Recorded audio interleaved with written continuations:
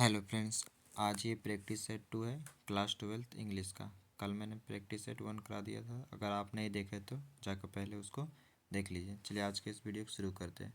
अगर वीडियो अच्छा लगा तो लाइक शेयर और सब्सक्राइब कर दीजिएगा चैनल को। पहला क्वेश्चन है डैश योर वर्क केयरफुली। तो इसका ऑप्शन कौन सा हो जाएगा? तो इसका ऑप्शन हो जाएगा ए नंबर। चलिए नेक्स्ट क्वेश्चन की ओर चलते हैं। नेक्स्ट क्वेश्चन है आपका चूज टू करेक्ट वर्ड, यानी करेक्ट वर्ड चूज करना है। तो इसमें से कौन सा वर्ड करेक्ट होगा? तो फैमिली का जो मीनिंग होता है FAMILIES, यानी ऑप्शन नंबर सी हो जाएगा। चलिए नेक्स्ट आगे की ओर चलते हैं।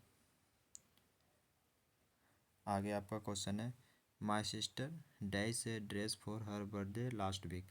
इसका जो ऑप्शन हो गया ये ऑप्शन आपका गलत होगा। इसका जो आंसर हो जाएगा बाउथ, BOUGHT। ठीक है, लिख लीजिए। चलिए आगे की ओर चलते हैं। आगे है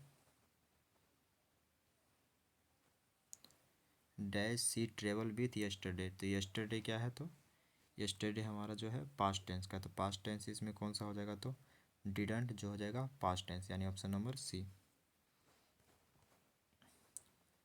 चलिए नेक्स्ट क्वेश्चन की ओर चलते हैं। He is a strong he can lift this book, यानी इसका कम्बिनेशन चूज करना है।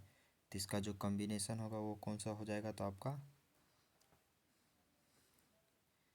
इसका जो कम्बिनेशन यानी करेक्ट, इसका जो आंसर हो जाएगा वो आपका हो जाएगा इज दिया हुआ है यहाँ पास। देखिए इज किस ऑप्शन में है? तीज में है, इसमें भी है, इसमें नहीं है और इसमें भी नहीं है। तीज के बाद क्या हो जाएगा? इज ही, यानी सब्जेक्ट से स्टार्ट होगा। तो यानी ऑप्शन नंबर इसका ए सही हो जाएगा। चलिए नेक्स्ट आगे की ओर बढ़ते हैं। आगे आपका 6 नंबर क्वेश्चन है क्या? You are dash the poor. तो you are dash the poor, ईजे मार्क के बाद कौन सा वर्ब लगता है? तो V4 लगता है। V4 किस में ऑप्शन है? तो ऑप्शन नंबर सी में। चलिए नेक्स्ट आगे की ओर बढ़ते हैं। आगे आपका क्वेश्चन है चूज द करेक्ट सेंटेंस, यानी करेक्ट सेंटेंस को आपको चूज करना है। तो इसमें जो करेक्ट सेंटेंस है वो कौन सा है? तो she is the girl whose name is Ravi, यानी ऑप्शन नंबर ए ही इसका करेक्ट हो जाएगा। चलिए आगे की ओर बढ़ते हैं। तो आगे आपका क्वेश्चन है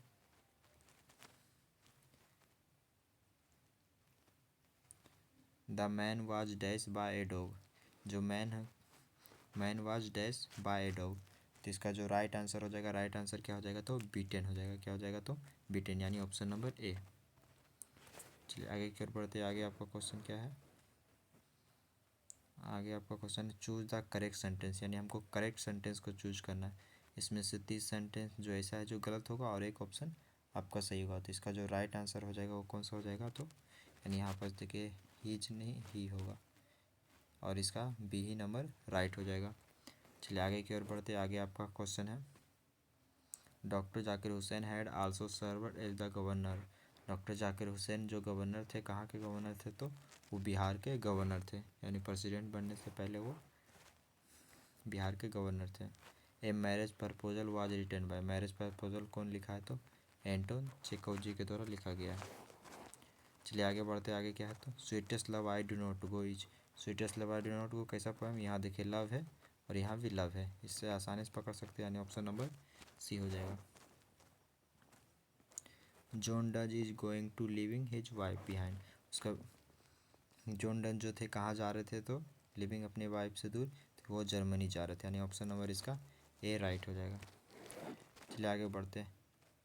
Whitman was dash poet, Whitman was dash poet, Whitman कैसे कवि थे? तो बिटमैन जो थे वो आपके अमेरिकन कवि थे, यानी ऑप्शन नंबर बी राइट हो जाएगा। चलिए आगे की ओर बढ़ते हैं। सॉन्ग ऑफ माई सेल्फ क्या था? सॉन्ग ऑफ माई सेल्फ एक लिरिक है। सॉन्ग ऑफ माई सेल्फ एक लिरिक है। चलिए आगे की ओर बढ़ते हैं। आगे आपका क्वेश्चन है I believe that civilization India has evolve is not be in the. देखिए सिविलाइजेशन है, तो सिविलाइजेशन कौन सा चैप्टर है? तो आपका इंडियन सिविलाइजेशन, यानी इससे भी आप याद रख सकते हैं। The voice of a few women raised in warning can not hurt. किनका जो हो गया था? तो हर्ट हो गया था। तो ये जो आपका 17 हो जाएगा option number C, over the humming and throwing over much. चलिए आगे की ओर बढ़ते। आगे आपका क्वेश्चन है WH Auden won the prize dash prize, मतलब कौन सा प्राइज मिला था WH ओडन को। तो WH ओडन को मिला था पुलिट्जर प्राइज, कब मिला था? 1948 यानी 1948। CB was patiently interested in dash. CB को किस चीज़ में इंटरेस्ट था? सीबी को गोवर्स में इंटरेस्ट था। चलिए आगे की ओर बढ़ते हैं। आगे आपका क्वेश्चन है nurse to the gave are gone. ये जो लाइन लिया गया ये कहाँ से लिया गया है, ये आपका क्वेश्चन है। तो ये जो लाइन लिया गया है ये आपका लिया गया है now the lips are falling fast, यानी ऑप्शन नंबर सी हो जाएगा। चलिए आगे की ओर बढ़ते, आगे आपका क्वेश्चन है the room will be cleaned by Raju. इसको बदलना है एक्टिव वॉइस में। तो विल है, तो विल वाला कौन सा ऑप्शन है? पहला में नहीं है, सेकंड भी नहीं है, 3 में है और 4 में है। तो इसका जो राइट आंसर हो जाएगा वो आपका कौन सा हो जाएगा? तो विल के बाद देखिए कौन सा वर्ब आना चाहिए, तो V1 आना चाहिए। तो यहाँ ऑप्शन नंबर सी हो जाएगा। रामा सिंह से सॉन्ग्स यानी V5 है, तो V5 में कौन सा वर्ब लगता है? तो V5। तो V5 में आप जानते हैं कि EJMR लगता है। तो EJMR कौन सा ऑप्शन में है आपको पहले ये चेक करना होगा। तो EJMR आप देख सकते हैं पहला ऑप्शन में नहीं है, थर्ड में भी नहीं है, फोर्थ में भी नहीं, यानी ऑप्शन नंबर बी ही राइट हो जाएगा। चलिए आगे की ओर बढ़ते हैं। आगे आपका क्वेश्चन है Bertrand Russell in was awarded Nobel prize in literature in the year. Bertrand Russell को अवॉर्ड नोबेल प्राइज मिला था लिटरेचर के लिए, वो किस ईयर में मिला ये पूछा जा रहा है। तो ये मिला था बर्टन रसल को 1950 यानी 1950, यानी ऑप्शन नंबर सी राइट हो जाएगा। चलिए आगे की ओर बढ़ते हैं। आगे आपका क्वेश्चन है दे वर डैश ए नॉइज। दे वर, तो इसके बाद कौन सा वर्ब लगता है? तो V4। एज याद रखिएगा, एज MR वाज